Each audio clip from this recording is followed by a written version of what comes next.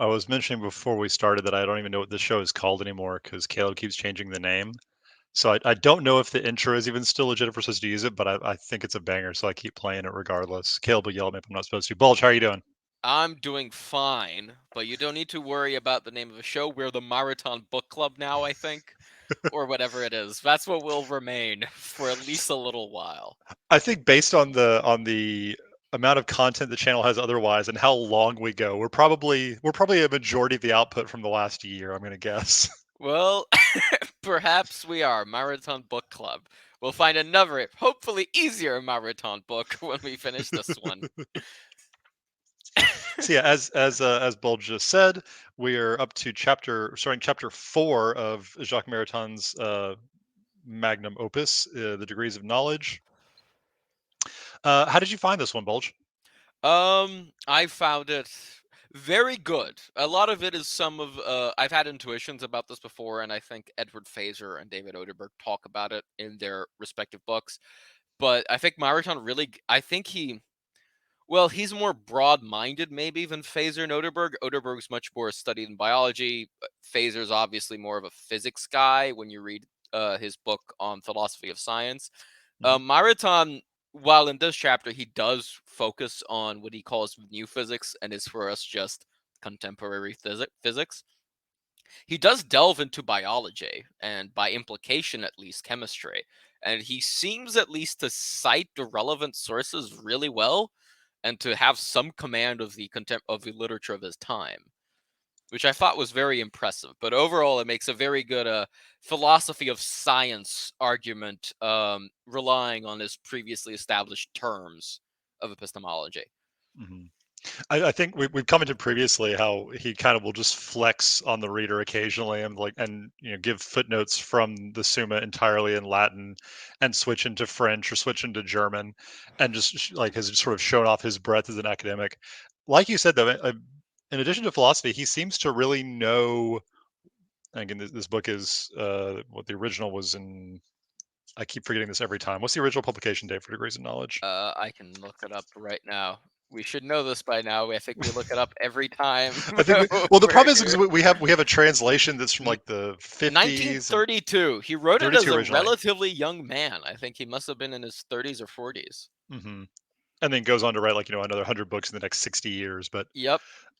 But when we take in the 30s, the physics that he's discussing is the brand new revolution in physics, both relativity and quantum mechanics. And he seems to have a decent grasp of what the current state of the physics is and who the major players are, and cites them in relevant ways. And like you said, when he makes his other discussions of biology or chemistry, he seems very aware of what the state of the art is in that field. So he really comes off as very much a renaissance man in this, that he knows what is going on in every discipline that is relevant to academia in the 1930s, It which does is get somewhat annoying when he has an entire phrase in Greek in the middle of his text. And my note on that page was just fuck you, and then I moved on. I did not even bother to try and translate it. it's all you can really do. Yeah, At least, sometimes. at least, usually the Greek is in footnotes. With the exception of the occasional Latin phrase, he's pretty good about sticking to one language in the main text. Well, it's so yeah, this was one instance, but it did annoy me. It's like I don't yeah, it's fairly early on. I don't remember which page, but it did really kind of annoy me together with him bringing back our pet peeve from the previous chapter, the trans objective subject and the trans subjective object, which are annoying to say the least. He Thankfully, he brings them up I think a sum total of twice in 70 pages. and to his credit, so he does have a tendency of just inventing terms. And he invents several in this chapter as well that I think I've sort of taken to using because I've seen them in other contexts. Um, the ones in this chapter I find at least a little more understandable, like the cis objective and the trans objective subject. I still am not entirely sure. Like we sort of muddled through it last time. His terms that he uses to describe the physical sciences in this chapter, I think, are a little bit more coherent, and I get tired of reading them over and over again. You will hear us say the words physico-mathematical sciences probably a dozen times in the next hour or so. Are you Um, intending to use the word imperial schematic and imperiological a lot? this I, time? I use empiriometric like in my whenever I'm talking about epistemology outside of Maritain. Like that one is rubbed off of me because I think it's just so good. But that one again, it's understandable. I know what he means when he says Yes. schematic. So I guess we should hop into it. So the previous chapter, or so far, we had his introduction on metaphysics. Um, Chapter 2 was on philosophy and experimental sciences. Chapter 3 was his summary of critical realism, which was is his epistemology based on Aristotelian or Aristotelian Thomist thought. And now we're getting into chapter 4, which is knowledge of sensible nature. So as mentioned, he's going to end up getting into, in a large part, he's going to be discussing modern physics and how it um, the effect that has on the philosophy of what he calls the philosophy of nature. Do you want to go ahead and get us started? Yeah, just before, I guess I'll give a slight I don't know if it'd be a warning or just yeah, I'll just make a little statement. He's not actually getting into his ontology of sensible nature. He's talking about the proper approach to it, the epistemology of it. So he doesn't actually get into what would be the Aristotelian Thomistic ontology of nature, or at least he does only by sort of implying it. I think he at one point talks about causality as the actualization of potency. But outside of that, he's sort of assuming it in the background that you either already agree with it, or at least from agreeing with his epistemology, you'll be led to it. So, all right. So, he begins with the main, I think chapter, not chapter one, part one, where he talks about the main types of knowing, is almost a bit of a recapitulation of the last chapter in the degrees of abstraction. He talks about, for example, one thing I've highlighted is science, which is knowledge in the strict sense of the word, considers only the intelligible necessities immersed in the reality of this world of existence. And goes on to say Aristotelian tradition recognizes free principle universes, which correspond to what Thomists call the three degrees or orders of abstraction. They are the universe of the principles and laws of sensible and mobile nature, or the world of physica, the universe of quantity as such, or the world of mathematica, the universe of being and of the intelligible objects which of themselves do not require matter as a condition of their real existence, or the world of metaphysics. So he's basically saying, okay, before we can approach directly into sensible nature, I'm going to have to re-educate everyone, or remember or remind everyone that there are three orders of knowing. In there are three basic orders of knowing. We'll get into physica and find out there's actually this then splits off into two different areas of knowing, such as ontology, the metaphysics of specific beings, or the study of beings of natural things, and what did he call it? Is a physico-mathematical science, or Right. the study of it, which is what we would now recognize as contemporary physics.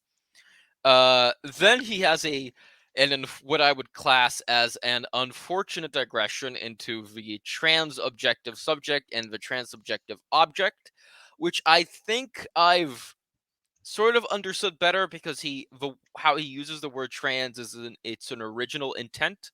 It means beyond. So let me just read this. Let me see if this is passages worth reading. All right. So, along the lines of the terminology proposed above, what I just read, we might say that if the whole complex that the knowing subject can attain in the trans-objective subjects submitted to its intelligible grasps, and then he explains this by saying all the elements of the whole complex presented to the intellect as objectifiable. So by transobjective subjects, he means any element in the complex of reality which is presented as objectifiable as an object of study constitutes in general the transobjective intelligible. Then the first zone, which the human intellect is in contact in that vast whole, is a universe of objects which can be realized only in sensible or empirical existence, and let us call it the universe of a sensible real. So the transobjective intelligible is that which is intelligible, which might go beyond the object itself. This is the world of the sensible real. So it's not just in sensations and in the sensible itself in which it resides. Of course, everything that is sensible usually has a nature as such. I can't think of any exception to this rule. I think you And would then have to. Yeah, I can't think. Yeah, I can't possibly think. Except maybe if it's you're denominating something a being of. We'll get to this later, but you can kind of denominate a being of reason in a real thing, such as explaining a real thing with imaginary numbers, but the imaginary numbers aren't actually touching. The numbers in themselves aren't touching you either, but the imaginary numbers especially so, I suppose. We have, and then so he's basically uh how should I say, in this section he's describing the three orders of abstraction, the physica, mathematica, and metaphysica. He's describing them in his own somewhat unfortunate terminology, in my opinion. And then he says, how can the human intellect get beyond that universe, the sensible real? It may sidestep the real by ceasing to order its knowledge to that supreme value, which is existence outside the mind.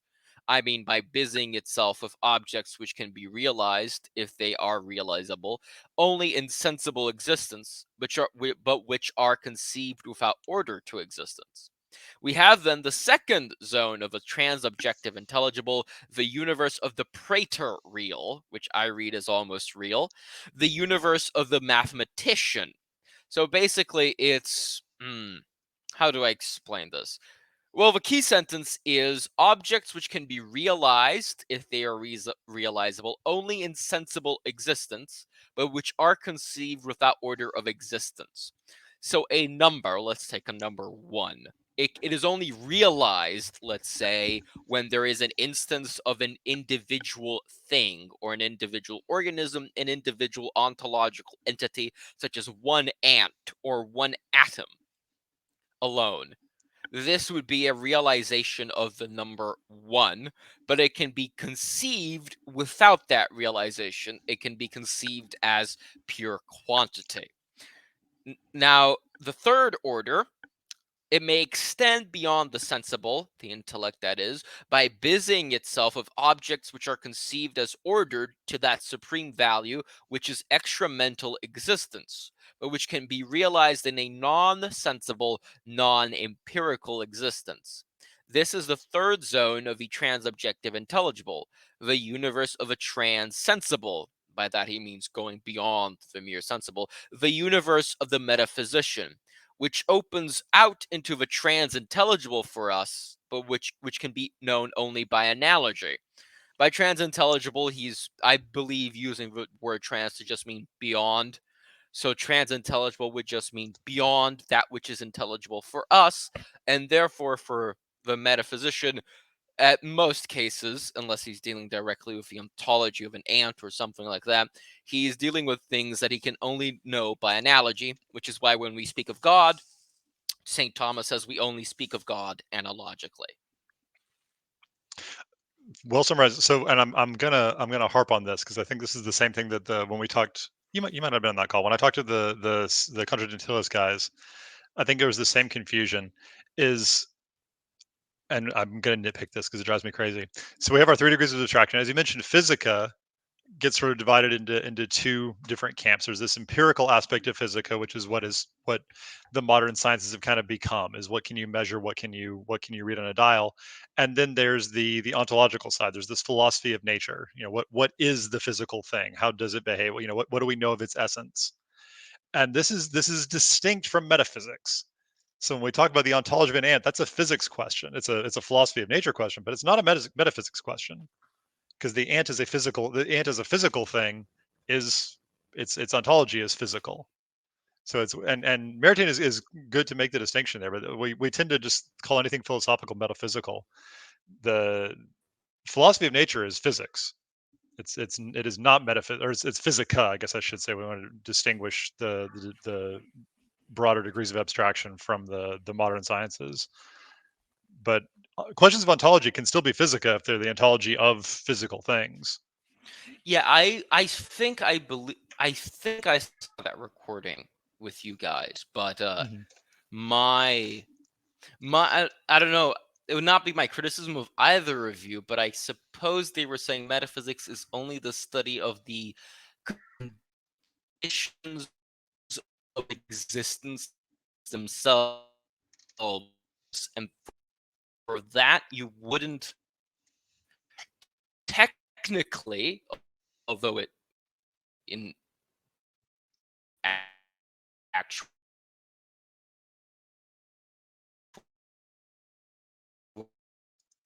So I'm gonna stop you real quick. I have no idea if it's It on mine or if it's does on the recording.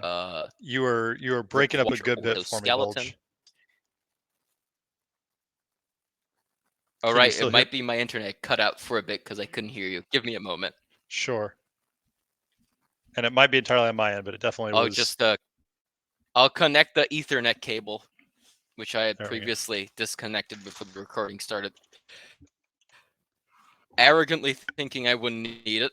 Give me like 20 seconds Sure. to connect. I can. Is it okay? It should have connected now. If you can hear me. Yep. I think it's good now. All right, Maybe. good. Good. All right. Yeah. You want to try that? And again, if it's Is it? yeah, try that again. I think you're good. Sure. I suppose my one criticism of the conversation is that knowledge of ontology of things, of a knowing of the being of a specific thing in the world, does require nature of knowledge of physica. I mean, not nature, but I suppose metaphysics as such technically does not actually require much knowledge of physica. Technically, it wouldn't require any. I suppose the Cartesian man haunted by the demon would not technically need would not need he might not actually experience anything which is not illusion, but he could know the conditions for real existence, such as he could still actually come to a conclusion of act and potency despite only experiencing illusion. But for ontology, to know that water is essentially H2O and the nature of things in the world, you of course need knowledge of physica. But typically, our study in metaphysics proceeds from ontology and then to metaphysics. It is rare that someone jumps directly to the conditions of existence as such. Sure. My point just being that ontology can still be a subset of physica if it's the ontology of physical things. So again, when you talk about the ontology of an ant, that is a physics question, not a metaphysics question. Yeah, at this point, this will get into a semantic discussion of what physica means, because if physica means the study of mobile change, then are we really studying then is ontology studying the nature of the change of natures, or would that not be ontology anymore? Because if physica is just the study of how things change, as Well, I think Aristotle it's originally maybe meant it, well, it's the study of nature things and that can change. change, the study of change of mobile Okay, nature. all right, it's a study of things that can change. Okay, that makes more sense. All right, I'm on But your side now. I'm back but again, as I was, I think, in our last discussion.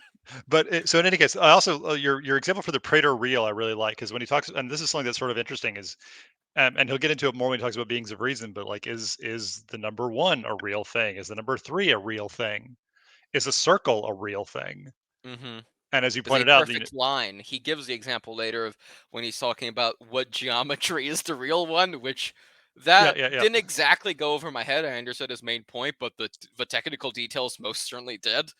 Uh, when he's talking about that, well, Euclidean geometry is the real geometry, but there is no such thing as a perfect circle, a perfect line without width, and so on and so Yeah. forth.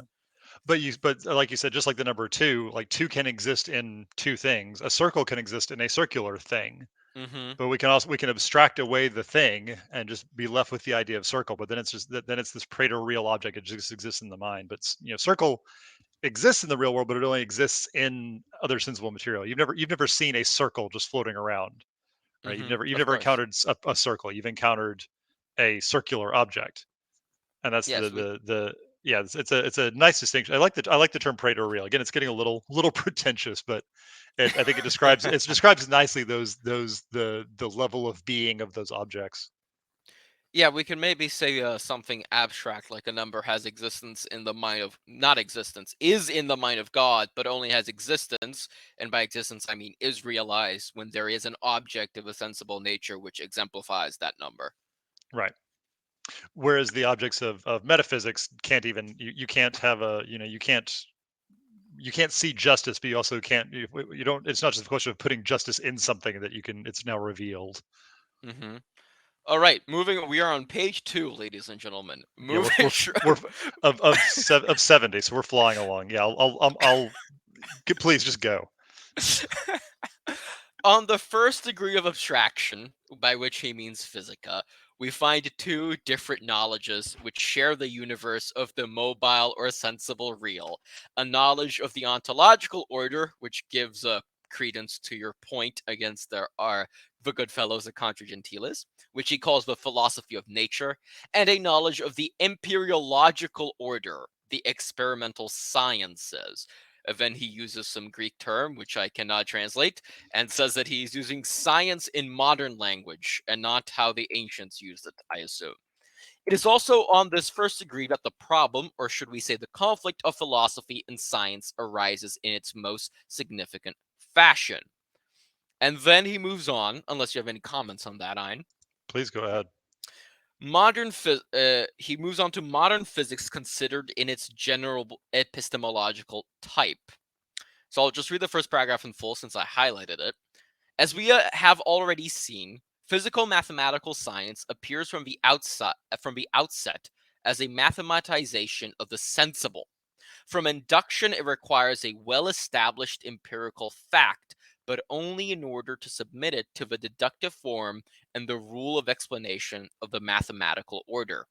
So it corresponds to the epistemological type which the ancients called intermediary sciences, scientiae mediae, which he will use this term throughout the chapter, so I suggest, dear viewer, you get acquainted with it. Sciences which straddle the physical order and the mathematical order. They are materially physical and formally mathematical. Thus, they have more affinity with mathematics than with physics as to their rule of explanation, and yet at the same time are more physical than mathematical as to the terminus in which their judgments are verified. Now, before you have any comments, I think this is a wonderful summation of modern physics that makes it sound almost appealing in how he describes it. Any comments on it before I Uh, move on? well, not even modern physics. I mean, you see this already with Newton, which Yes, is yes. which is Classical mechanics, of course, of yes, course. classical mechanics is sort of the first real empirical, well-developed mathematical model. As you sit there and and that's where, and he'll talk more about the determinism of classical physics more later. But if you know where all your bodies are and how they're moving, and you know all the physics, the idea is you can just sort of do some math, you can do calculus, and you can solve for where everything is forever. um, and but it becomes equational. So we sit there and we write differential equations that tell us where things are going to go and how they're going to move. Mm-hmm. um, and that this again, like this really sort of becomes much more concrete with classical physics, with Newton's laws. But yeah, but we have something that is formally mathematical. Again, if you look at any kind of modern physics, it is math problems. It's complex math word problems.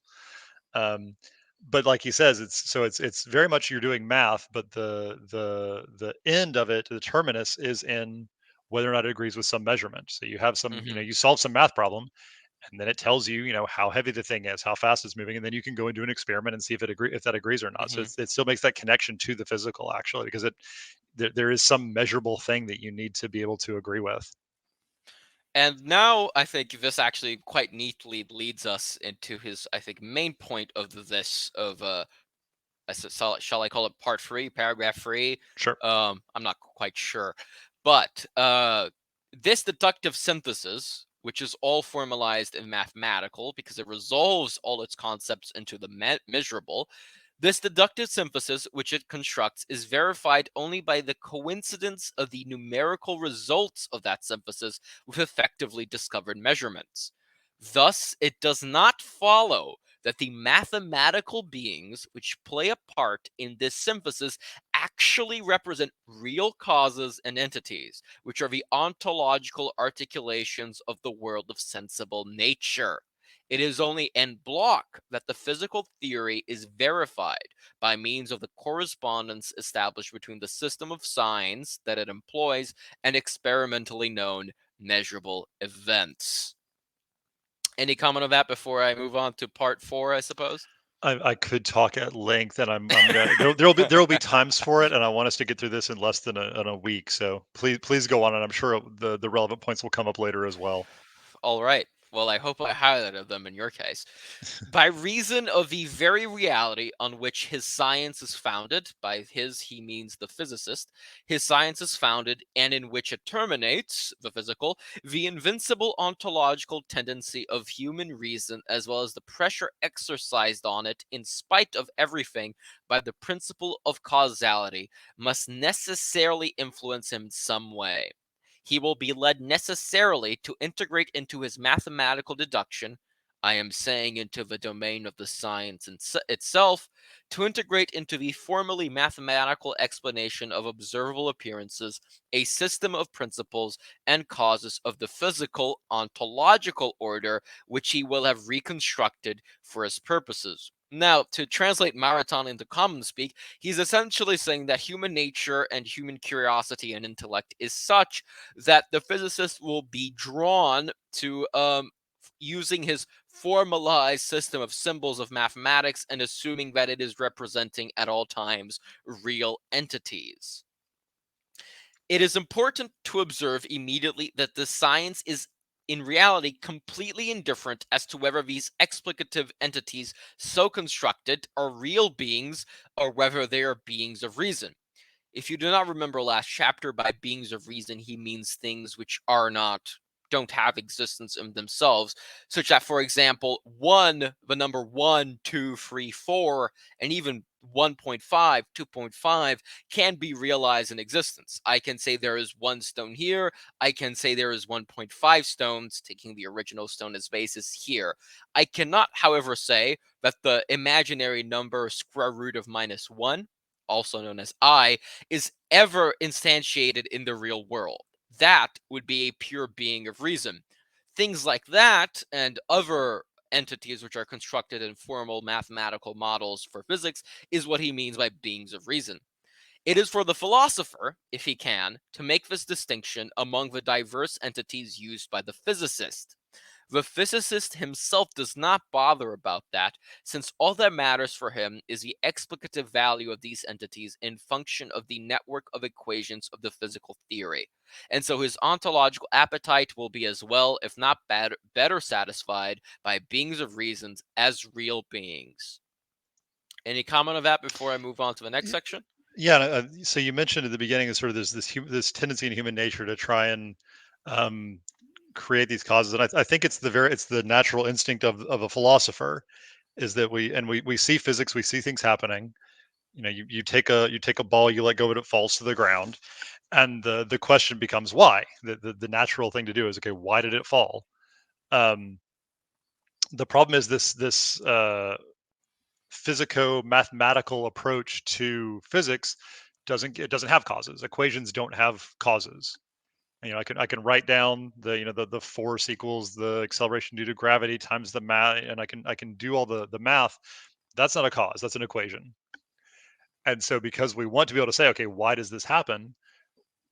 The tendency is for physicists acting as philosophers, as we all should do to some degree. We'll sit there and say, well, the equation's doing it somehow, so the equation must be representing some kind of real thing, and they start creating these things from the equations. The equations end up guiding what they think is real or not. Um, and ultimately, and we see this sort of getting out again. It exists from the time of Newton. We can talk about this, these ideas that exist in classical physics. When we get to the new physics, as Maritain calls it, this just sort of goes amped up to the nth degree, and we have the the mathematics entirely trying to guide our understanding of the world instead of using philosophical principle. So we have beings of reason that we say, okay, this is why something happens, and is it actually why something happens? That becomes a philosophy question, and the physicist doesn't care. The equations work. We can tell a nice story about it that matches the equations, and so that's good enough for us. Hmm. Now, the next section is called Real Beings and Beings of Reason in Physical Mathematical Knowledge. I only have two notes here, mostly because he goes on at length to argue about his points. I only highlighted two of them.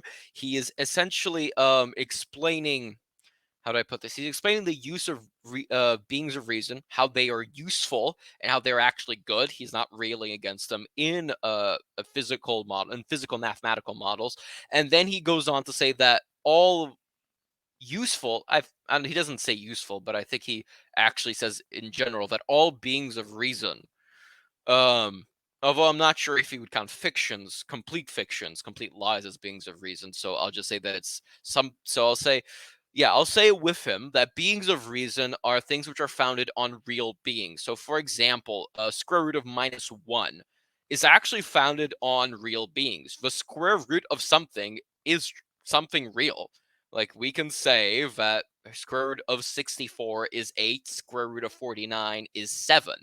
We know those things, they are real because square root has a well-defined definition.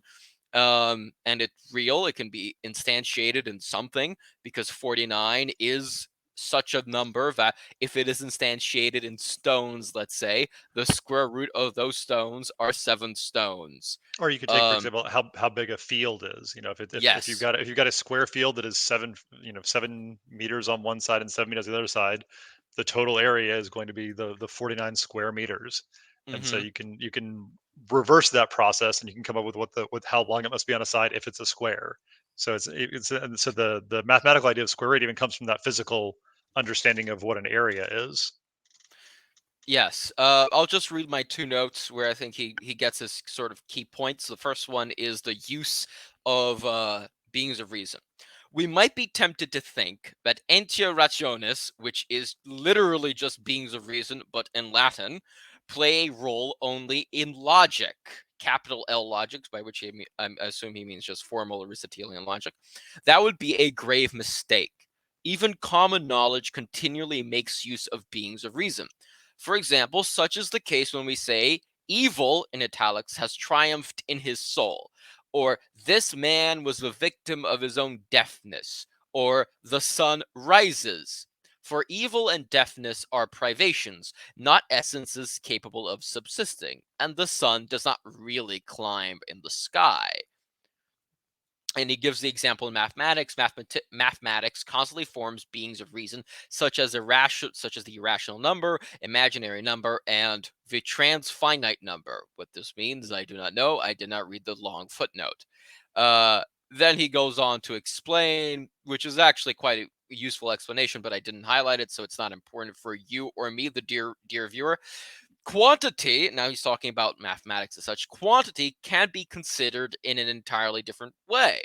It can be disengaged from its subject, which would be the sensible real at first, by an abstractio formalis, a formal abstraction, and held before the mind in itself alone. So just quantity in the mind, not from where you're getting that quantity. So you have 7 stones, now you just remove the stones and you have 7, thus constituting by itself a separated universe of knowledge, the universe of the praetor real. It is then considered no longer ontologically or from the point of view of being, but quantitatively, or from the point of view of the very relations of order and measurement which the objects of thought discernible in it, as forms or essences proper to it, maintain among themselves. So, this last sentence, the second sentence, I suppose, uh, it is, I suppose mathematics is considering quantity ontologically and the relationship between quantities and measurements at quantities and measurements, not between their origin point in the real world from where you abstract it. So in this section, those are the only things that I thought were really worth highlighting. In the next section, I also have somewhat scant highlights. So if you have any comments, please do share. I do want to just throw in there. I thought he has a quote in one of the footnotes from Kronecker, who's if you dive deep enough into mathematics, you'll hear about Kronecker delta functions at some point. It's the same guy, but he has this quote talking about the status of things like imaginary numbers, which you've mentioned, or irrational numbers or transfinite numbers. And Kronecker says, "God made whole numbers; all the rest are the work of man," which I think is just a fantastic quote. That's amazing. And it's something we don't So like, because even true. the idea of something like a fraction, like a one half, doesn't even does not rise to the same level of being as the number of two, because you've seen two ants, you've seen two birds, you've never seen half a bird, right? You've never seen three and a half birds, you've never seen the square root of two birds. We might have some quantity that we're looking at, the length of a ruler, or the area of a football field or something like that, and we make this analogy to some standard measure that we use, and then we can come up with fractions and decimals and irrational numbers and that sort of thing. But that's a lower level of being than the whole numbers have, and I think and Chronocker nicely sums that up, that you can have two of something. God makes whole numbers. The rest of it is it really does not is are beings of reason in a way that the whole numbers have the status of being Praetor real. Everything else is kind of beneath that, even negative numbers to an extent. All right. So the next section, called ontological explanations and empiriological explanation, and some recastings of a notion of causality. Since I did not take a lot of highlights in this part, I'm going, if I remember correctly, in this he's mostly highlighting the difference between ontological explanations and empiriological explanations. So let me see if I can find the quote here, because I did highlight it. In such cases, all right, I'll just read the entire paragraph, or else I'll butcher the reasoning for the viewer and have to try and reconstruct it myself. Go So for it. strap in. When we observe a material object, which is to speak the meeting place of two knowledges, sensible and intellectual, we are in the presence of a sort of sensible flux stabilized by an idea. Or to put it the other way around, an ontological or thinkable core manifested by an ensemble of qualities perceived hic et nunc, here and now. For example, on a botanical excursion, I encounter a plant previously unknown to me. It is a being of a certain species, and one which my sense of sight, smell, and touch eagerly explore in order to discern its characteristic notes. With regard to it, I may wonder, what is a vegetative living thing? I may also wonder, how will I classify it in my catalog of herbs? In such cases, there are, consequently, two ways in which our concepts may be resolved. There can be a resolution ascending towards intelligible being, in which the sensible remains, but indirectly and at the service of intelligible being as connoted by it. And there can be a resolution toward descending towards the sensible, and observable as such, in which, no doubt, we do not absolutely renounce being, for without being there would be no thought, but in which being passes into the set service of a sensible itself, and especially of the measurable, and is but an unknown which assures the constancy of certain sensible determinations and certain measures, and permits the delineation of stable limits circumscribing the object of the senses. This is, indeed, the resolution of concepts in the experimental sciences.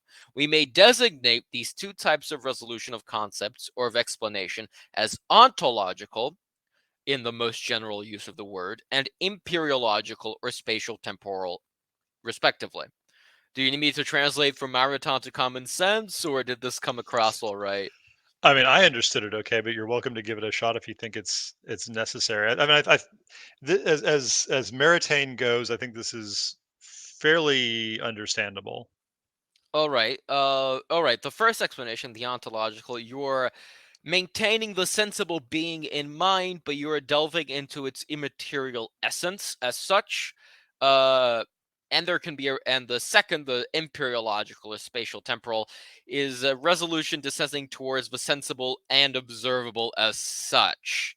So, of course, so it's basically one, you're delving into the essence of something which is tense, which is immaterial, or it is only, or is more purely intelligible than sensible, and in the other, you're delving into the sensible and the observable as such, which I think is the key words here.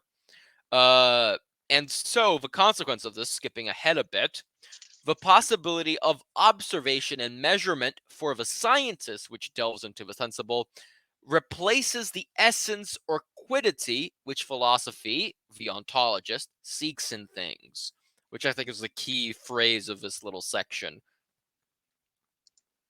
And something I think you see very clearly in the sciences is that they descend to empiricism and kind of wallow there in some cases.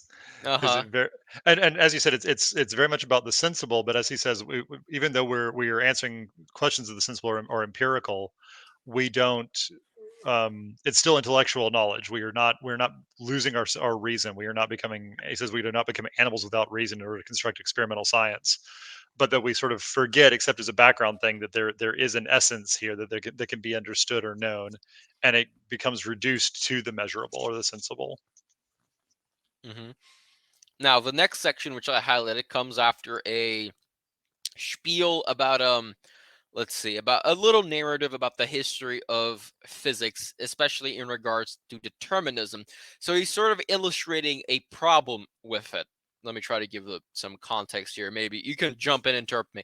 Basically, he's saying that classical mechanics induced a lot of thinkers, physicists especially, and those influenced by the ideas in physics of their time, to regard the entire universe as incredibly deterministic. Laplace's demon, the thought experiment that if there was a being such that knew the position of every body and atom in the universe and their all their past, which means he would know they were where they were heading in the immediate future, he could predict all the rest of history after that. That is the thought experiment of Laplace's demon. And then he goes on to say, when you get to something like Heisenberg's uncertainty principle, where when we're talking about small corpuscles, which is his word, you're talking about you can you only have a parcel of probabilities, which he says is Heisenberg's words, for a series of waves when you get to really, really small. And what I highlighted for this is, so we see science obliged to abandon determinism precisely under the form in which determinism is quote unquote scientific, and signifies not the course of natural events and signifies not that the course of natural events excludes all contingency, but simply that on the hypothesis that certain circumstances are given at a certain instant, the laws of nature permit us to determine strictly the way in which a certain material phenomenon will offer itself for observation and measurement as a subsequent instant, which is already a sort of putting putting physics in its place for what it can measure and what it can predict.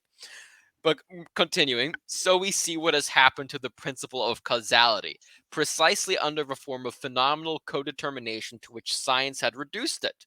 It is exposed to exceptions, riddled with lacunae, deprived of its universal value, and indeed the abandonment of the properly ontological, read philosophical point of view does not allow any protest against this result. So basically, in physics, you get a sort of abandonment of the principle of causality. Which you see a lot in pre-Socratic and Sanskrit philosophy. Pre-Socratic, I suppose, by chronology. Sanskrit philosophy, you also see this word causality is determined as two events simultaneous or a concomitance of events. And I think you get this with a lot of physics at the time. Even now, I think there isn't exactly a strict idea of cause because cause is not a thing which can be measured and quantified. Oh, and it's almost been abandoned, and again we'll talk about this more later. But so starting with Newton, you have this idea of determinism, which infects among others Kant. Um, but we end up with these very we start thinking physics is going to tell us everything, and the equations can solve the world. Like, Laplace's demon can tell us everything from physics, and that would include not only the behavior of celestial bodies or cannonballs or whatever, but also, since we're physical, you'd lose free will entirely. Is that all the atoms in our body would move into determined paths, and you could plot forward the evolution of everything is going to happen in the universe forever, including the action of living creatures. Um, And like I mentioned earlier, equations don't have causes in them. Equations are not, they lack any kind of efficient cause. As he said earlier, that we have formal causality in the form of the equations, but we have no efficient causality in mathematics as such. And so the more mathematical physics becomes, the Hmm. more it abandons the idea of any kind of efficient causality. And as we get into Heisenberg and quantum mechanics, um, this idea sort of gets taken to its extreme, and you will definitely still see this. You will have serious physicists now talk about causality like it's completely illusory. As we have Hmm. the equations, they follow the path they follow. They're now stochastic. We have these parcels of probabilities, as Heisenberg says. Um, but it's still just equational. The results of anything are still just equational. Is there's it's no longer deterministic. It's just become random, which in some cases is worse. Is instead of Yes. a instead of a or actually I guess overall it's worse. because instead of a deterministic system where you sit there and say, okay, well, that had some cause before it, now it's just following the equations that it follows. Now those equations aren't even deterministic, so it's still following the equations, but now it's as Einstein would say, God is playing dice with the universe at every moment in time, and there's you lose even the causality of events prior to it causing it. It's because it is not completely random, but there is inherent that this idea that there's inherent randomness in the universe, which is um, randomness being of reason in this case. The idea of inherent randomness doesn't exist. Random would just mean acausal, and something that Hmm. isn't caused isn't. So to say that something Yes. exists without a cause is nonsense. But Yes, yeah, of but course. you have this idea, but that is very much counter to the physics that you see developing around this time. Again, with people like Heisenberg, if you were to tell if they were to if you're asking why something happens, they say, well, it happened by chance, and they would mean by absolute chance, not by something that we failed to understand or that we didn't take into account, but that there was that there is a random number generator sort of underneath the universe, and it came up snake eyes or whatever it was, so this thing happened. Hmm. um, which is a disaster for any kind of realist ontology. Which is, interestingly enough, parallel, at the very least, to Rothbard's criticism of the use of mathematics in economics. And I'm not sure if Mises went into it. Matt Rothbard being a grad, I think, was he a grad student, or he got a bachelor's degree at least in mathematics at Columbia. And his criticism basically was economics is entirely causal, mathematics has no causality. This doesn't work if you get really deep into it. It can only work when you're doing simple models for not necessarily simple, but models for illustrative purposes. The fundamentals behind it cannot be mathematical. It's why I'll always have an affinity for the Austrian school, because they seem to be the only ones that realize this distinction. Because modern economics and a lot of the modern sciences, I think, very much sort of having physics envy, because physics embraced the mathematical so completely and so effectively. Like, the results are so incredibly powerful in physics that everything else has moved towards this, and we'll see it later in this chapter talking about biology. But that economics has become so mathematical, is it's turned into stochastic differential equations. You've got an equation that you Hmm. can try and solve. You just write down the model, and that tells you how actual people are going to behave in the real world. And like you said, there's no cause in it. And the fact that the Austrians sort of got this is the reason that I'll always have an affinity for them, because it's as whatever other flaws there are, they're they're the closest that economics has to a realist discipline by Hmm. a long shot. Yes, indeed they are.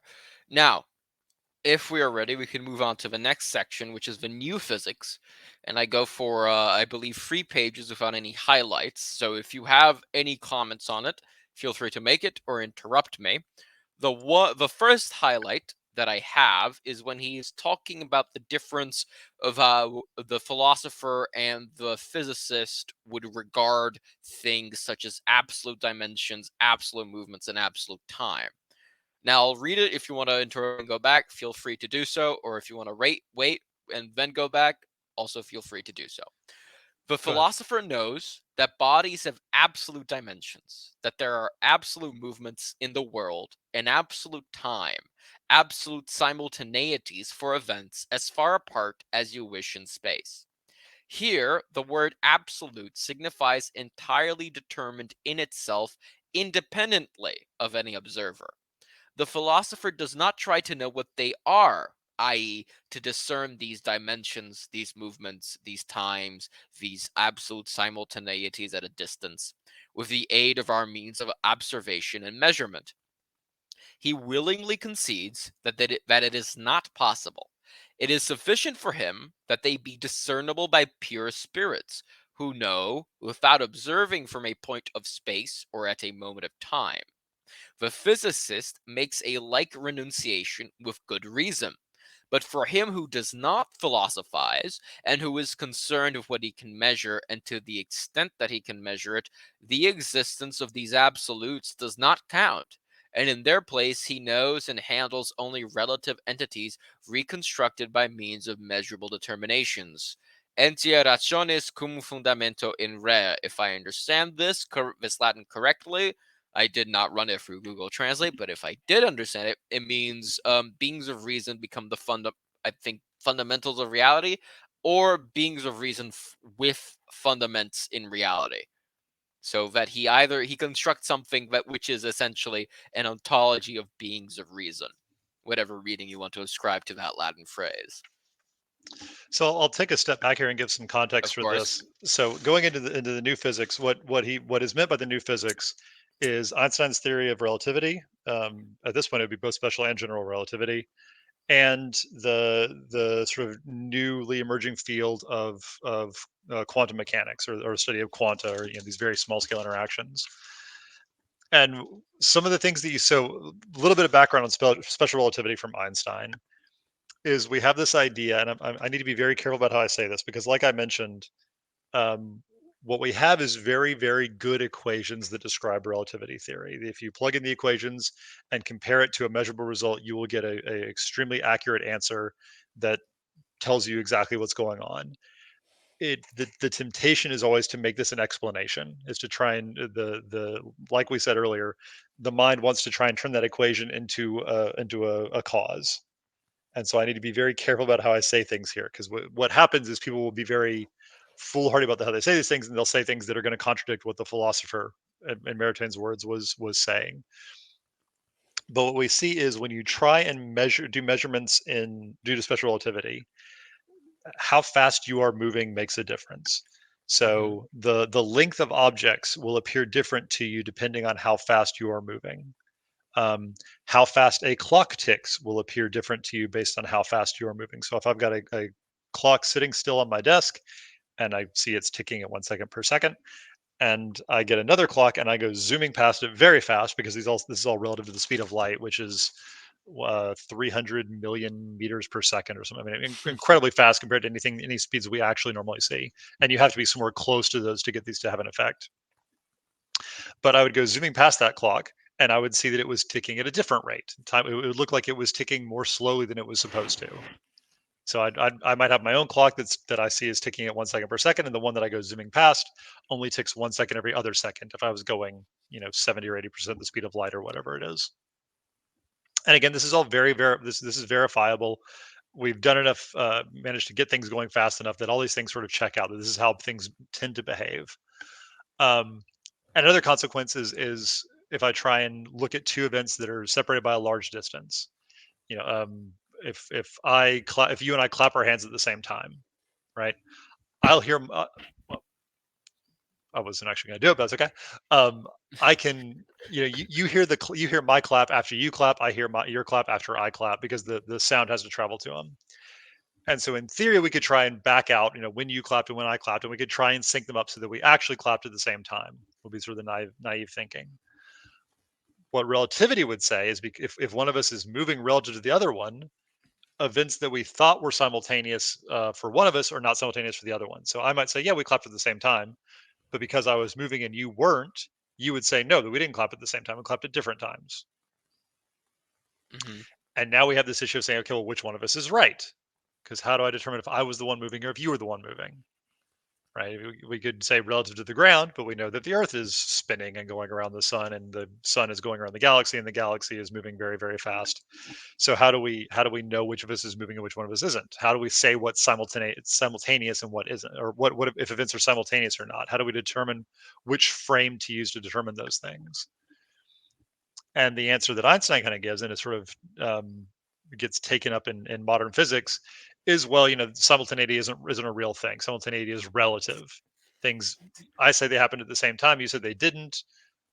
The question of which of us is right is a nonsense question for the physicist. Hmm. And as Maritain points out, is the physicist, as physicist, can get away with this because any measurements they make will agree with the theory. Any values they calculate will agree with experiment. Great. What the philosopher knows is that things either happened at the same time or they didn't. Right? He might not have any idea how to measure which one was which of us had the right perspective. If it was a third observer that would have had the right perspective on what was simultaneous or not. but he knows that simultaneity is a real thing. There is a now. I might not be able to say what that now is very far away from me, but what's going on in Brazil at this exact instant Hmm. there is a correct answer to that question, whether or not physics can deduce it, whether or not we can deduce it at all. And the philosopher realizes this must be the case, and He can has this. also say it because he's a Catholic and he's not averse to the thought experiment of a pure spirit. He can say, Yes. well, imagine there is an observer Yep. without a place in space time. Now, is that observer correct? Which Yes. is an unthinkable concept for most people, an observer without a place in space time. And I love that he brings it because this is something that Aquinas, of course, did to great effect as well. Is we can use the idea of an angel as a way as this comparison to our own ways of knowing. Is Hmm. if you had a pure spirit, it could sit there and say, "Yep, these things were at the same time. Nope, this is the real rest frame. This isn't. I know it because I'm a spirit. I'm not restricted to using my senses. I know the things as they are directly." Um, but um, in part because of Einstein, but because of relativity, physics sort of abandons this idea that there is simultaneity, and you lose the real in a sense, because simultaneous no longer makes sense to the Hmm. physicist. So he just gives up on the idea of there being a universal simultaneity. We see a similar thing in quantum mechanics, where okay, is it a particle, is it a wave? Well, it's both, and you sort of lose this. The pure spirit would know the position and momentum of an object, right? Despite Heisenberg's uncertainty principle, we might not be able to measure simultaneously its position and its momentum, but to say that it is everywhere, that it has no momentum, stops making sense. Hmm. Um, we'll get into it more later, but yeah, that's the background for what you just read. Yes. That relativity has something to say about our ability to measure simultaneity, and if you just take the empirical and ignore any kind of philosophical considerations, you sort of throw away a real part of reality. Whereas the philosopher, while he might say, okay, I might not know what simultaneous is, I know that it is. Yes, and to I guess follow up on that, he doesn't quote Einstein directly, but a few pages on he paraphrases him, and he says, "quote Listening to Mr. Einstein lecturing on simultaneity, it was very remarkable to hear him constantly returning to the question, what does the word simultaneity mean for me, a physicist?" He says, "Give me a definition that will tell me by what ensemble of measurements, concretely realizable in each case, I can verify that two events deserve to be called simultaneous or not. Only then will I have a definition of simultaneity which can be handled by a physicist and have value for him. There is, therefore, no question here of the essence of simultaneity, of what it is in itself. For the physicist, time, space, simultaneity, concepts entirely recast and freed from any philosophical undertone, take on a purely empiriometrical significance. One would have to be very naive to attribute any directly ontological value to that significance. Thus, physics is freed as perfectly as possible from philosophy. And by the same token, it tends to be freed from common sense. Not only from the imagery of common sense, of which it was a question at the beginning of the preceding chapter, but also from the implicit philosophy of common sense, from the natural principles and natural data of the intelligence, except in what concerns the principles of mathematical interpretation itself and ontological postulates implied by the rules of observation. This liberation from common sense is legitimate from a moment that it is accompanied by an equally broad renunciation of ontology. Now, I have highlighted the next half of the next paragraph over, but do you have any comments before we move on? Yes, the two things I'll say is previously he was talking about beings of reason, and and he'll talk about this in more detail later. But what we have is that the physicist's idea of time or simultaneity or space are beings of reason, and that's good enough for the physicist. The philosopher wants to know what the real thing is.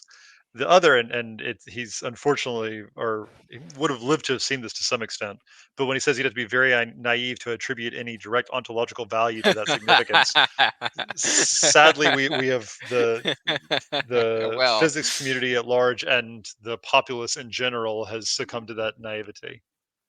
Is it is incredibly commonplace for these things that again, the 30s, he very clearly understood his beings of reason, and I suspect some of the physicists did too. I think Einstein would have had a good sense that what he was doing wasn't really ontologically correct, but it was formulaically gave the right results.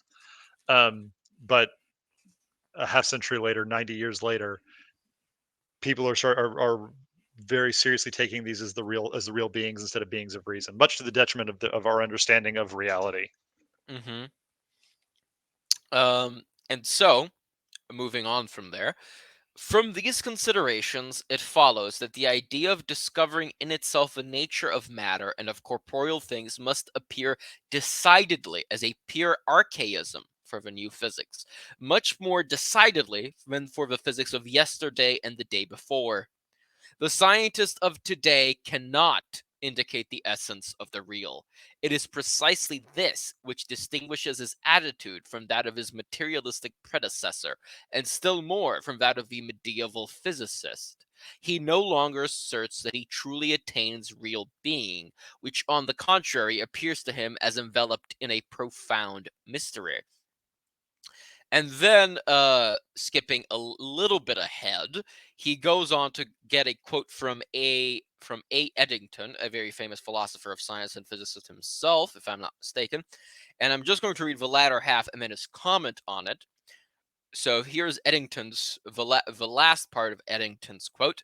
The physical atom is, like everything else in physics, a schedule of pointer readings. Scientific investigation does not lead to a knowledge of the intrinsic nature of things. The external world of physics has become a world of shadows.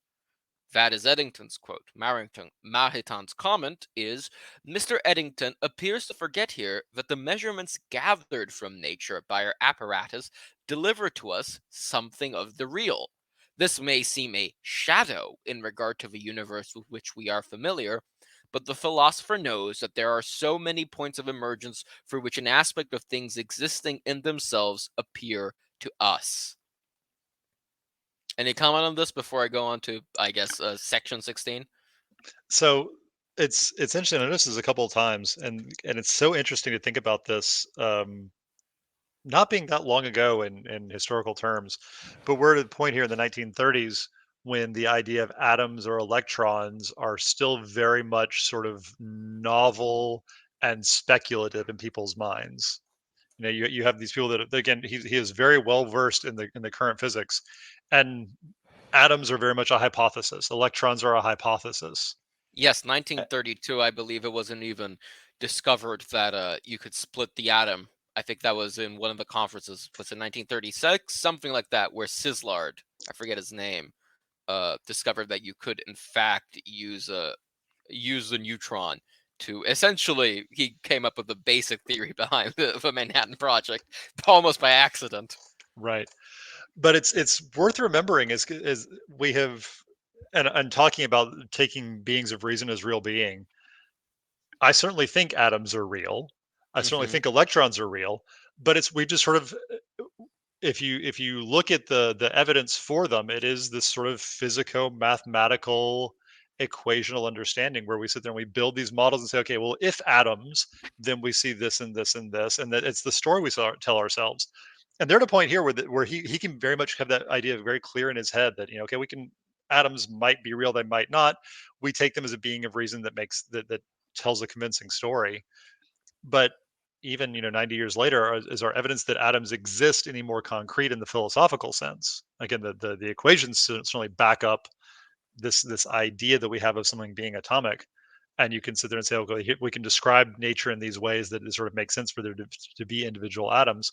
But it's still completely foreign to anything sensible to us. People have you never see an atom, and and it is not that different than what he was saying about relativity and simultaneity. That you'd be naive to take these as real things. The idea of an atom or an electron has been completely incorporated into the general psyche. And of course, those are real things. What kind of idiot wouldn't think electrons are real? Hmm. But the our reasons for believing they are real are on just as firm ground as those things that are clearly beings of reason and relativity. It's just in that case we have sound philosophy to tell us that no, simultaneity must actually exist. Time must actually be a real thing. Um, and philosophy as such has no kind of comment on whether or not things are atomic. But it's interesting to note that we've embraced that idea completely, despite any direct evidence. It is entirely based on a physico-mathematical understanding of the world that again lacks any kind of principal causality. Mm-hmm. Atoms are real, but it's again, or at least I think they are. But Yes, they seem it is very likely to be real. but but that's the question: is no one the philosopher as philosopher hasn't really gotten a chance to speak of or I should say the physicists working on this have kind of abandoned their role as philosophers to try and figure out, okay, are atoms real, or are they beings of reason that are convenient for the way with Mm-hmm. the poetry we use to describe reality? Yes, Mariton later goes on to call it almost myth making. Mm, And that is, it's almost necessary to actually construct any model. Even an ontological model has to engage with beings of reason, this myth making capacity of the intellect to construct a verbal image of things. So he doesn't blame them over much. He just says they take it for using these beings of reason. He just says they sort of forget that they are beings of reason. mhm. So, section 16, he talks about two impulses that he has previously described in the new physics, so which appear contradictory at first. He says, on the one hand, an impulse of the mind towards the physical itself and the proper mysteries of its behavior, a desire for physical realism.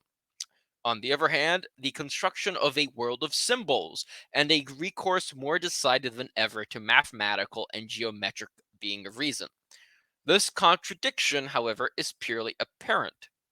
We said the physicist wishes to know the nature of corporeal things and their physical causes.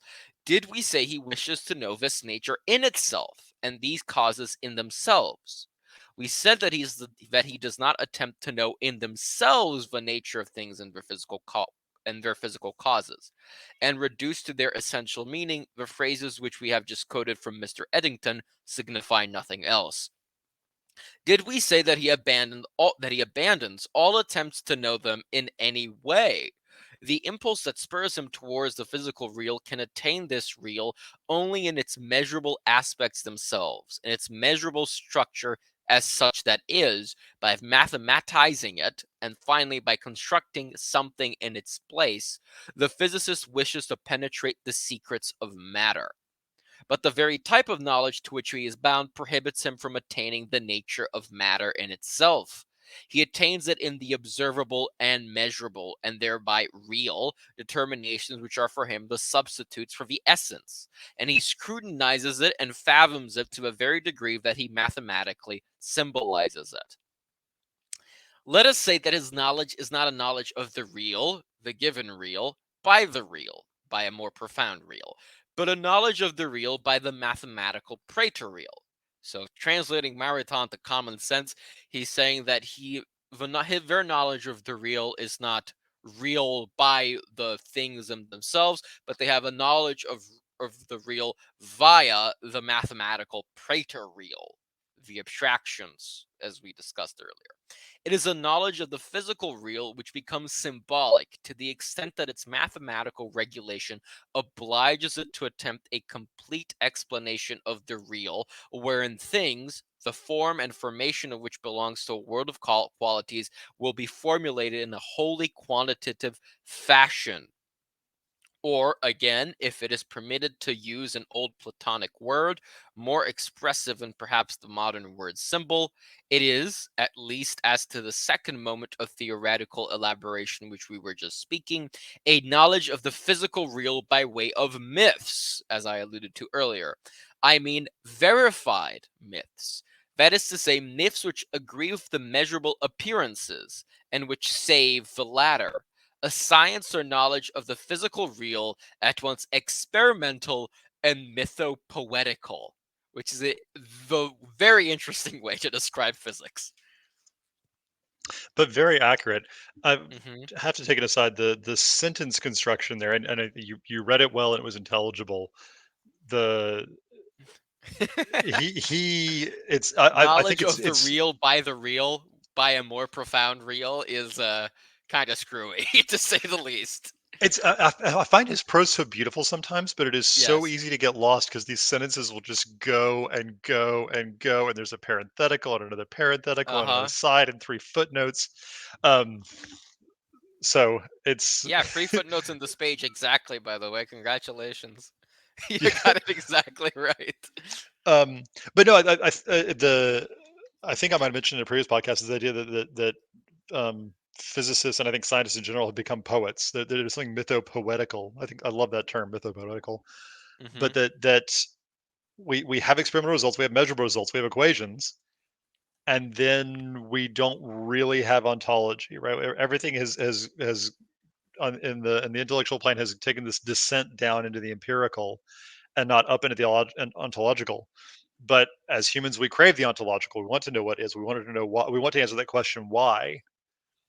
And the only tools the physicist or the modern scientist really has to avail himself to answer those questions are equations, and so he has to invent myths around those equations.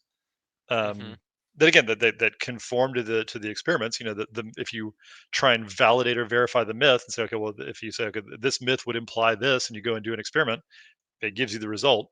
That doesn't mean the myth was correct. It just is you failed to falsify it. Mhm. Yes. Um reading on, this is what gives to theoretical physics to its most this is what gives to theoretical physics and to its most inspired discoveries such striking kinship with artistic creation. It is a question, and this is the marvel of a speculative art, of an art for the sake of knowing, in which the imagination is inventive only in submission to the constraints of a world of rigorous determinations, of laws established by restricted exactitude. In the previous chapter, we noted that Plato perceived in a very clear fashion the proper method of of a mathematical knowledge of nature. He likewise saw, and with equal profundity, that the creation of scientific myths, the noblest species of beings of reason founded in reality, is a necessary consequence of this method. The myths of the Timaeus, a Socratic dialogue for those unaware, have grown old. But it was not as a confession of impotence or as an escape into poetry that the Timaeus used myths. It was in virtue of an admirable intuition of the proper conditions of physical mathematical knowledge and of what are called the exact sciences. When ceasing to be purely mathematical, they undertake to explain the world of experience. Aristotle was engaged in a different task, a task which Plato had not seen. He founded the philosophy of sensible nature, and to that he had to attack the Platonic metaphysics and the theory of ideas. But although he recognized the existence of the intermediary sciences, this is the physical mathematical, reminding viewers, and with the theory of homocentric spheres, had himself constructed a first rate physical mathematical myth. He seems to have accorded to these spheres a full ontological value, a reality not only fundamental as to their foundation of the nature of things, but formal and entire as to their formality, to their thinkable constituent itself, because the point of view of the philosopher of nature predominated in him. He did not see, as well as Plato did, the aspect of ideality necessarily embodied in the mathematical knowledge of a phenomena of nature precisely as exact science. Now, do we have any comments on this before we move on to my favorite little section of this chapter? I do not. You go right ahead. All right, he is talking. This is actually one of my favorite thought experiments I've run across in a long time. It has a high resemblance to I believe it's Mary's room, or what Mary doesn't know. I forget what it's called, but I'll just unfortunately have to read it in its entirety again at the risk of staying here for the next 2 days. So, let us suppose that a scientist who is sealed in a room of ground glass and receives by radio the experimental information on which he works learns one day about a certain machine capable of hurling its own weight to a height 300 times its own. He will not have much difficulty in roughly imagining this machine, unknown in itself to him, as a sort of catapult constructed according to the furnished data. He will correct and make the image more precise as new information reaches him. Suppose he learns that this machine manifests the properties of what men call memory. That is to say, it modifies, in proportion as it functions, its very manner of functioning and of reacting to stimuli. A thing a thing which his reconstructed apparatus does not do. Perhaps he will solve the difficulty by endowing the space occupied by this apparatus with some new dimension, according to which the past of the machine would be preserved, and would modify in some invisible manner its very structure. We who walk the streets and put up at inns can know that the machine in question is called a flea. This scientist will not know this, but the construction that he ceaselessly alters, turns upside down if necessary to meet a crisis, will present at each instance the sum of all the measurable properties found in the flea and actually known by him. Obviously, in creating such a construction, which is itself fictitious but founded on the real and always exactly and rigorously determined, in that way he will acquire ever more and more profound knowledge about the nature of the flea, but always by the way of myth and of symbol. It would be inaccurate to say that he does not know this nature. He simply does not know it ontologically or in itself. Which I think you can almost skip the rest of 16 because that's almost just enough for all of it because the rest is an elaboration on this point. And you mentioned 17, the sorry. you mentioned Mary's room or the what Mary didn't know, and I Hmm. was looking that the original dates to like 1982 or something like that. Yes, So 50 some years later. yeah, Almost exactly, I think this was published 1932, actually. Maritime really is preempting that entire that thought experiment. Do you want to summarize Mary's room real quick? All right, I can summarize Mary's room. So basically, there is a girl named Mary. She is a young scientist. She is born and raised in a colorless room. All she knows is a world without colors. However, she is given all the information about colors. In fact, in the full thought experiment, I believe she is given all scientific information about the natural world possible. You will see why this is so later, but especially that of colors. You see, so she knows everything about the electromagnetic spectrum. She knows all about the human retina and how it sees the electromagnetic spectrum, and so on. And when the thought experiment goes on to ponder, she then leaves the room and sees a world of color. She sees a red apple, she sees green grass, she sees a brownish tree. Has she learned something new? If she has, then scientific knowledge about material qualities is not all there is to know, and there is such a thing as immaterial of knowledge of the immaterial or knowledge of experience, which is called qualia in modern or contemporary philosophical terminology. And if that is so, then the mind can't be purely material because the mind is what receives the data. That is the basic thrust of the argument. And the thought experiment says she's given all of the data of the natural world aside from color so that, a materialist can say, well, that actually depends on knowledge outside of the electromagnetic spectrum and so on. It's to preempt that sort of objection, which is a very interesting thought experiment, which I think is incredibly powerful for the first time reader, for the lay reader, especially, maybe not for the committed materialist philosopher. But for everyone else, I think it's a great little thought experiment to ponder. Unless they'd read Maritime and then who preempted it by 50 years. Yeah, and talking about something else and not completely different. He's really talking about, well, you don't actually have the full knowledge in and that just to room. just to reiterate the final thing he says is it would be inaccurate to say, and this is again talking about the scientist and the flea, but Hmm. it would apply equally well to Mary and the idea of color. Hmm. Is it would be inaccurate to say that he does not know this nature. He does not know it ontologically or in itself. And again, Yes. just captures the exact difference that thought experiment 50 years later is going to trouble over. Everything gets so much simpler when you work in Aristotelian terms. It's amazing. It really does.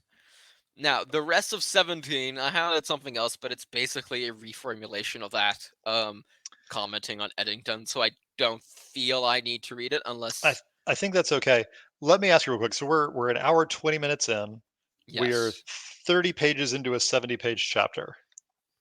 Oh, Um, yes, we are.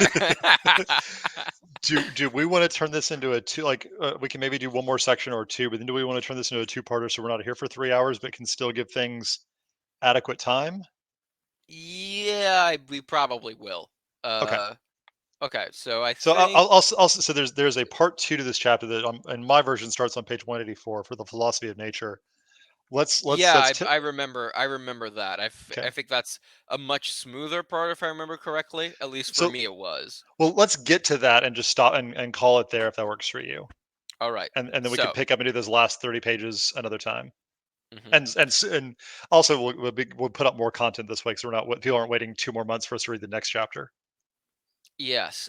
Okay. You will be pleased to know that the next section is almost entirely in your hands, Ein. It is called Digression on the Question of Real Space. My one highlight for this entire section is the second paragraph, which reads the word real has not the same meaning for the philosopher, the mathematician, and for the physicist. If we are aware from the outset of this diversity, the question here posed, what is real space, is nothing more than a nest of equivocations.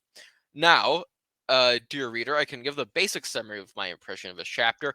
It is him arguing through mostly ways that are opaque to me that Euclidean geometry is the real geometry, and that all other non Euclidean geometries are beings of reason which are founded upon concepts or use and manipulate and distort purposefully and for useful ends Euclidean geometry.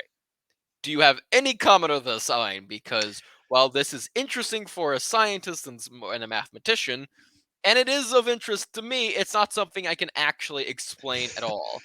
So it's definitely worth going into a little bit. So this is all All right. relates to Einstein's general theory of relativity. So I gave a very quick sort of synopsis of the special theory of relativity, which for for reasons that make sense, but the naming sort of confusing, came first.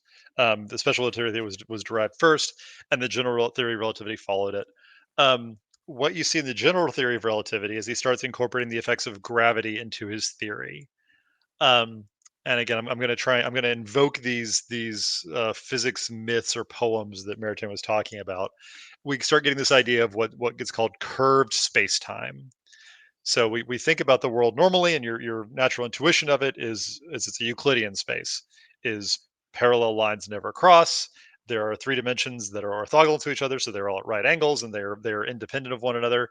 And there's no straight lines stay straight, basically. But you can imagine other geometries.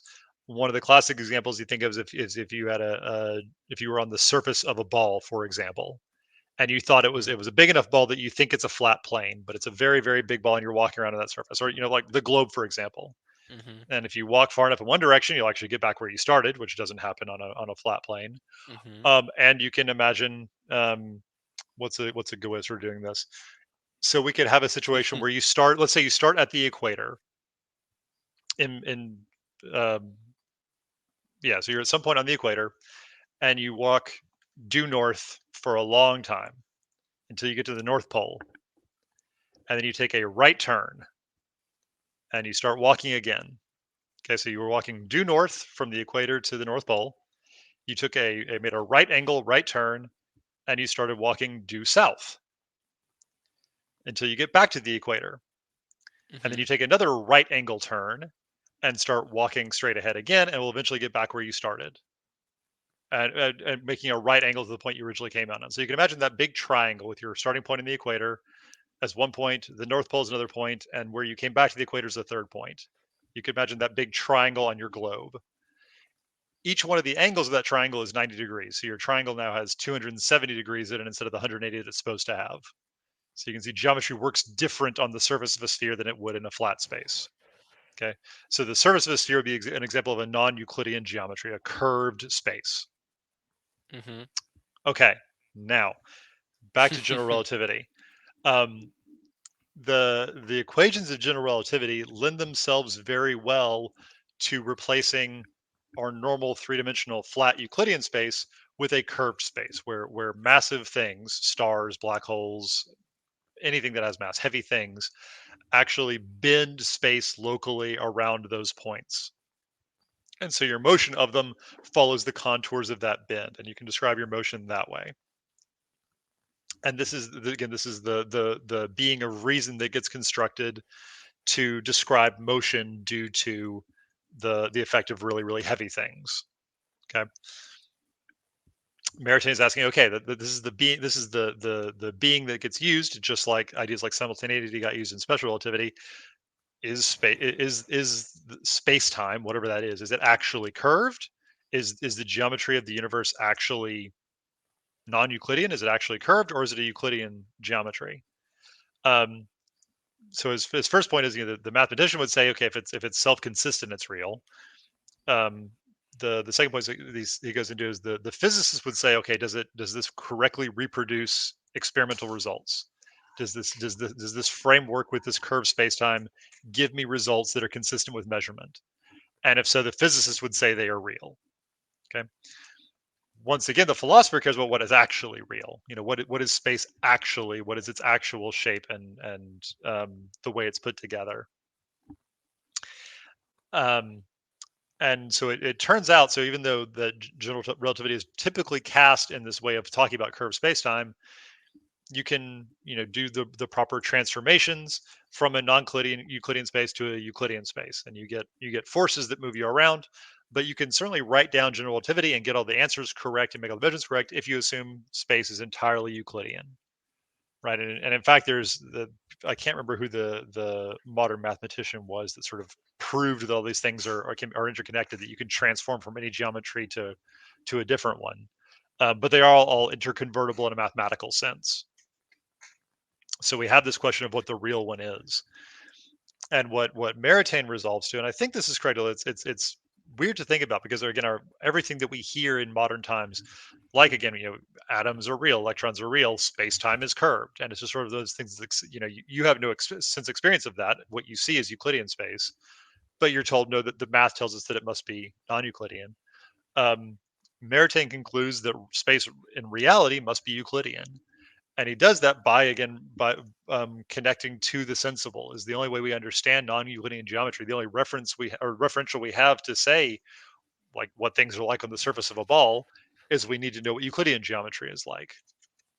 And again, I need to sort of digest this idea a little bit more, but and see what I think about it, because it's a subtle argument, but it's a cool one. Mm-hmm. But he concludes that for what the philosopher cares about, which again is what is actually real, that we have to conclude that space, whatever that means, is Euclidean.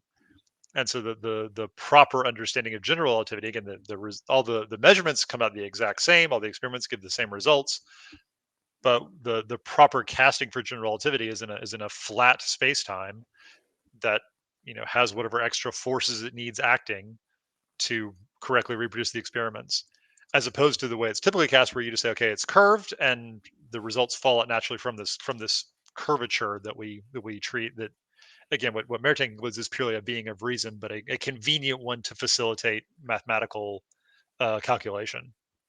Was that coherent? No, that was very good. In fact, after this section, it begins the philosophy of nature, where we agree to stop.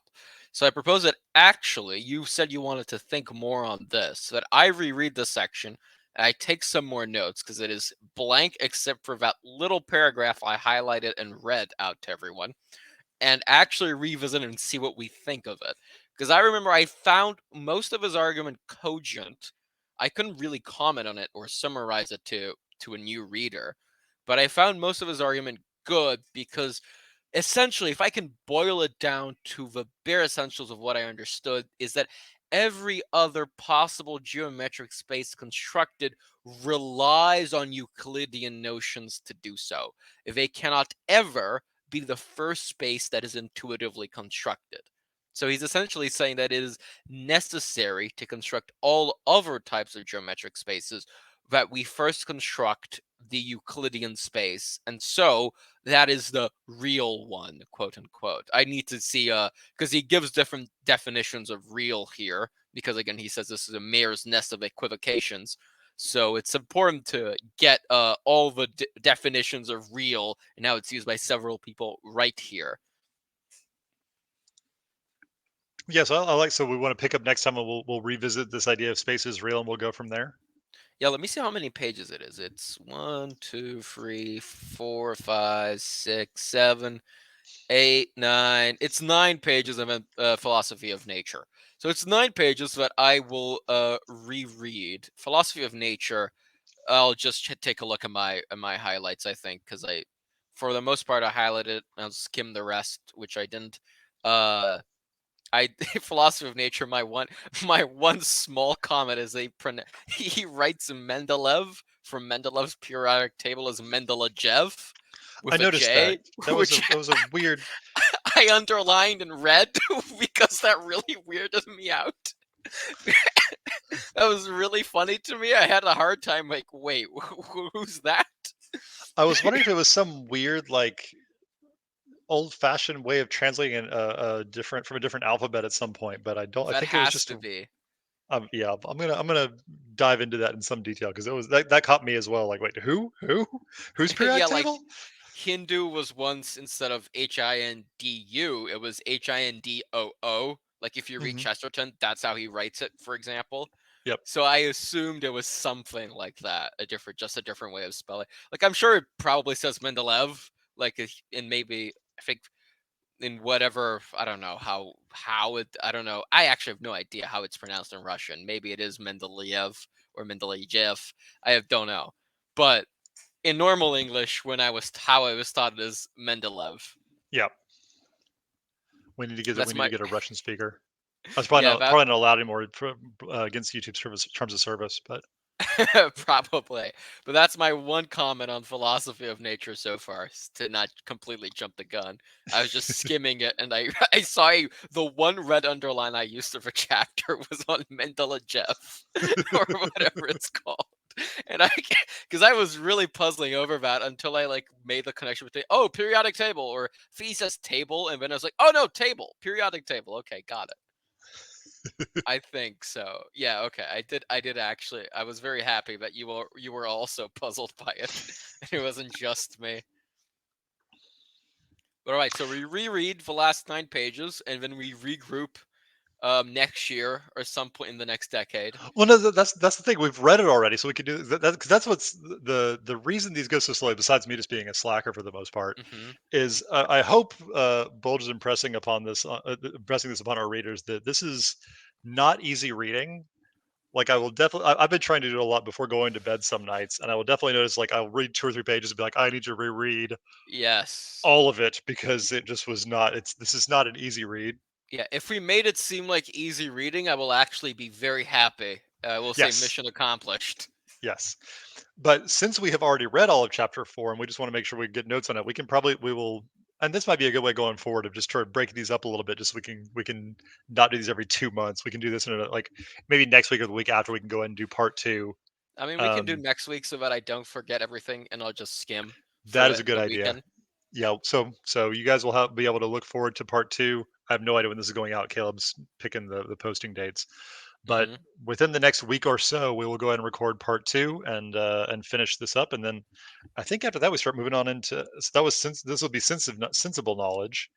After this, do we start getting into Let me yeah check. metaphysical knowledge and then mystical Yep. experience? I'm excited. So because Ooh, and yes. to full disclosure, so this is the part of the book that I was sort of most familiar with what was going on with, and sort of Mhm. had read the most related to as it relates to physics, these sorts of things. So I had some idea of what was coming and was looking forward to it. I don't really know what he's going to say about metaphysical knowledge about mysticism, I mean, but the I'm first incredibly words, excited for it. the first words of chapter 5 are dianoetic intellection and paranoetic intellection. So we're in for a treat I in so chapter 5.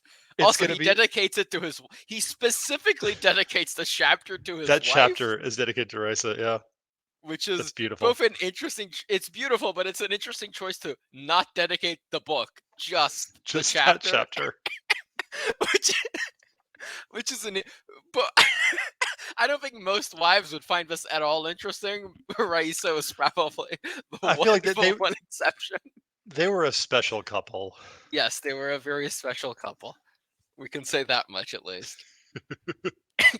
I mean, they might have been the one French couple in history which did not have children in wedlock or out of wedlock, as far as we are aware. The one in history, so they're quite the exception to many things. How can that man not be a saint? Indeed. And I mean, they French both and retired to chaste? Come on. monasteries. Yeah, Yeah, French and Chase, they both retired to monasteries in like the last 5 years of their lives, if I remember correctly. They that both does sound right. agreed to do it when he was like eight, when they were both like 85. He joined I forget which order, but he joined an order as a lay brother, and he lived in a monastery for the last 5 years of his life. Beautiful. It All right. certainly is. Appreciate everyone that's tuning in to listen to these. Hope they're enjoyable. Let us know how we're doing, and we will get back to you sooner rather than later this time. Have a lovely whatever it is where you're watching this. I'm going to assume evening. No one's watching this first thing in the morning. I hope not. Peace.